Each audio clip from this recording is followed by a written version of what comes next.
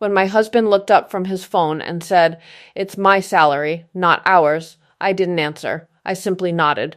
That was the moment everything changed. My name is Emily. I'm 34, and I live in a quiet suburb outside Columbus, Ohio. My husband, Jason, and I had been married for 8 years. We didn't have children yet, but we had built what I believed was a stable life together. At least, that's what it looked like from the outside.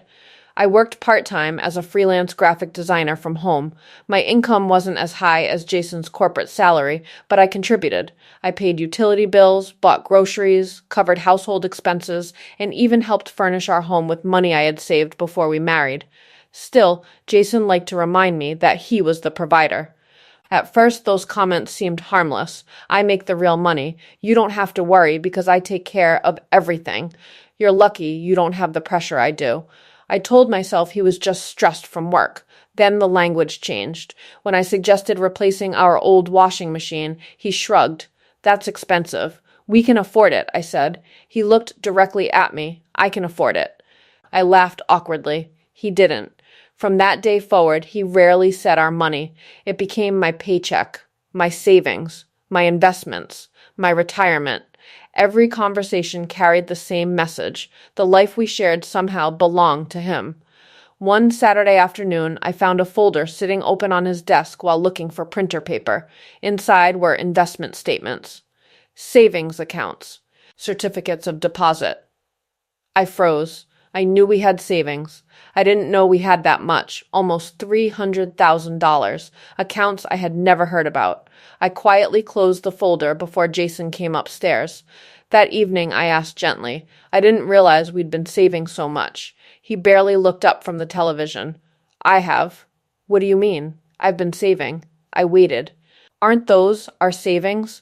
He sighed like I had asked something ridiculous. "No, they're mine." I stared at him. "We're married. I earned it." I could actually feel my heartbeat in my ears. I thought we were building a future together. "We are. So why don't I know about any of this?" "Because I manage money better." The conversation ended there, not because I agreed. Because I realized arguing wouldn't change his thinking. For several days I replayed those words.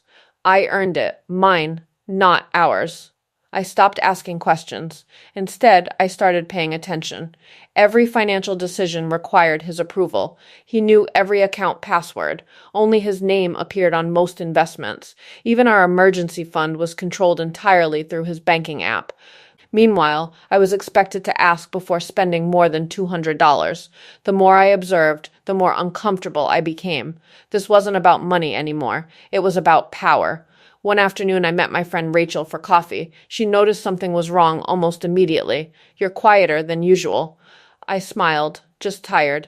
She waited. Eventually, I told her everything. She listened without interrupting. Then she asked one question. "Emily, if something happened tomorrow, could you access your family's money?"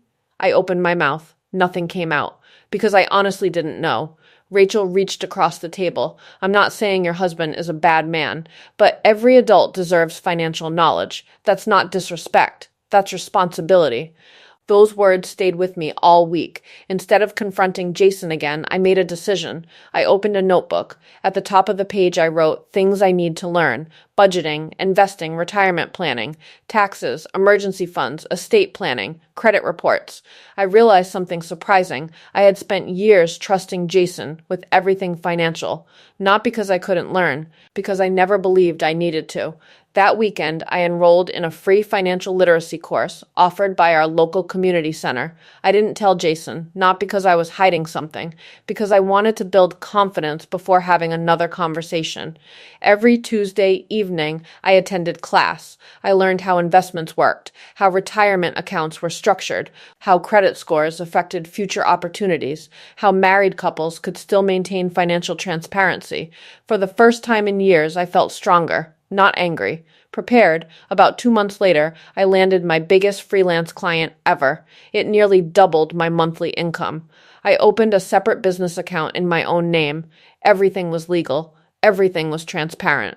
Everything was documented. When Jason noticed the business paperwork on the kitchen counter, he looked surprised. "What's all this?" "My business account." "You opened another account?" Yes, why? I looked at him calmly. Because I need to manage my income. He laughed. You don't need another account. I do. His smile faded. Then he asked the question I never expected. You're not planning to leave me, are you? I looked into his eyes and realized something. For the first time in our marriage, he was afraid of losing control. For a few seconds, neither of us spoke. Jason waited for an answer, but I realized something important. For years, I had rushed to reassure him whenever he felt uncomfortable. This time, I didn't. Finally, I said, I'm planning to take responsibility for my future. He frowned. That doesn't answer my question. It answers the one that matters. He shook his head and walked away, clearly frustrated. But I wasn't trying to win an argument anymore. I was trying to change the way I lived. Over the next few weeks, I continued growing my freelance business. I took online courses, raised my rates, and accepted projects that challenged me. Every payment went into my business account, and for the first time, I knew exactly where every dollar I earned was going. The confidence I gained had nothing to do with the amount of money. It came from understanding it.